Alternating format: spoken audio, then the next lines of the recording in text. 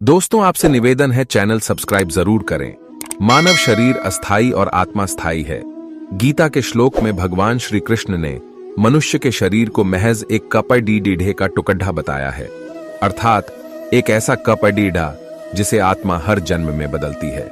अर्थात मानव शरीर आत्मा का अस्थाई वस्त्र है जिसे हर जन्म में बदला जाता है। इसका आशय यह है कि हमें शरीर से नहीं, उसकी आत्मा से व्यक्ति की पहचान करनी चाहिए। जो लोग मनुष्य के शरीर से आकर्षित होते हैं या फिर मनुष्य के भीतरी मन को नहीं समझते हैं, ऐसे लोगों के लिए गीता का यह उपदेश बड़ी सीख देने वाला है। जीवन का एकमात्र सत्य है, वो है मृत्यु। गीता सार में श्री कृष्ण ने कहा है कि हर इंसान के धारा जन्म मरण के चक्र को जान लेना बेहद आवश्यक है, क्योंकि मनुष्य के जीवन का मात्र एक ही सत्य है और वो है मृत्यु। क्योंकि जिस इंसान ने इस दुनिया में जन्म लिया है उसे एक दिन इस संसार को छोड़कर जाना ही है, और यही इस दुनिया का अटल सत्य है। लेकिन इस बात से भी नहीं नकारा जा सकता है कि हर इंसान अपनी मौत से भयभीत रहता है।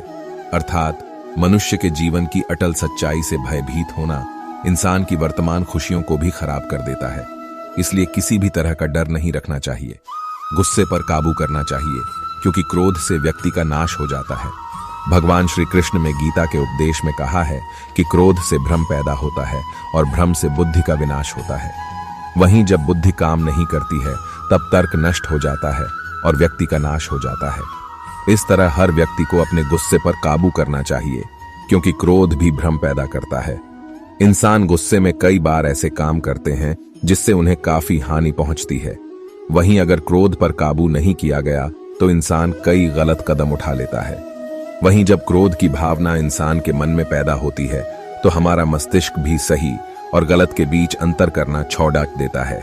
इसलिए इंसान को हमेशा क्रोध के हालातों से बचकर हमेशा शांत रहना चाहिए, क्योंकि गुस्से में लिया गया फैसला इंसान को गहरी क्षति पहुंचाता है। व्यक्ति अपने कर्मों को नहीं छोड़ सकता है।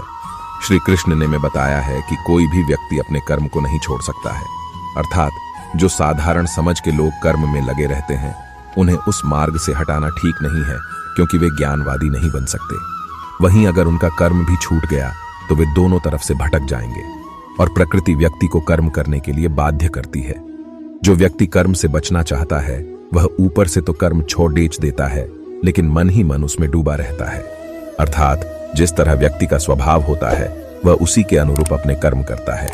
आशा है कि यह जानकारी आपको पसंद आई होगी। चैनल पर नए हैं तो लाइक सब्सक्राइब जरूर करें। जय श्री कृष्णा।